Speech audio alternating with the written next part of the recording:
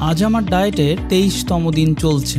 অনেক কষ্ট রয়েছে, কিন্তু আমার কাছে সবচেয়ে বড় কষ্ট হলো তোমার সামর্থ্য আছে তবুও তুমি না খেয়ে থাকছো। হাতে টাকা আছে, সামনে খাবার আছে, কিন্তু তুমি জানো এই মুহূর্তে সেটা খাওয়া মানে তোমার লক্ষ্য থেকে পিছিয়ে যাওয়া। আমি সেই কষ্টটাই করছি ভালো ফল পাওয়ার জন্য।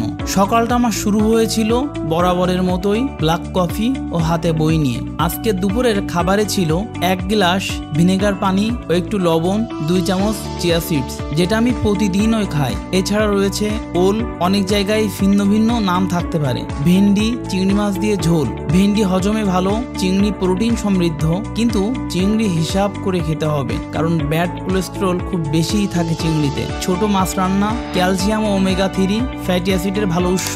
এছাড়াও বড় মাছ ফ্রাই এবং ওল দিয়ে রান্না বড় মাছ। আজকে বেশ খাবারের গ্যাপ ছিল, কারণ নিজে হাতে আমি কিছুই রান্না করিনি, তাই শরীরে পুষ্টির ঘাটতি পূরণে আমি নিয়েছি মাল্টিভিটামিন। এছাড়াও প্রোটিন সাপ্লিমেন্ট নিয়েছি, যেটা আমি প্রতিদিনই খাই। এখন আমি 2 চামচ করে প্রোটিন নিচ্ছি। আজ আমি একটা নতুন সিদ্ধান্ত নিয়েছি, যেদিন মাল্টিভিটামিন খাবো সেদিন আমি ভিটামিন সি ও জিঙ্ক খাবো না। সপ্তাহে 2 দিন বা 3 দিন ভিটামিন সি ও জিঙ্ক, বাকি 2 দিন বা 3 দিন মাল্টিভিটামিন। এতে শরীরে ভারসাম্য থাকবে, ওভারডোজ হবে না। যখন আমি জিম বা ব্যায়াম শুরু করব তখন প্রোটিনের চাহিদা বাড়বে, তখন এটা বাড়িয়ে দিব, 3-4 চামচ করে খেতে পারি। ডায়েট শুধু খাবার কমানো না, এটা এক ধরনের যুদ্ধ, যেখানে তুমি প্রতিদিন নিজের সাথে লড়াই করছো। তুমি যখন সামর্থ্য থাকা সত্ত্বেও প্রলোভন থেকে দূরে থাকো, তখন তুমি শুধু শরীর না, মনকেও শক্ত করে তুলছো।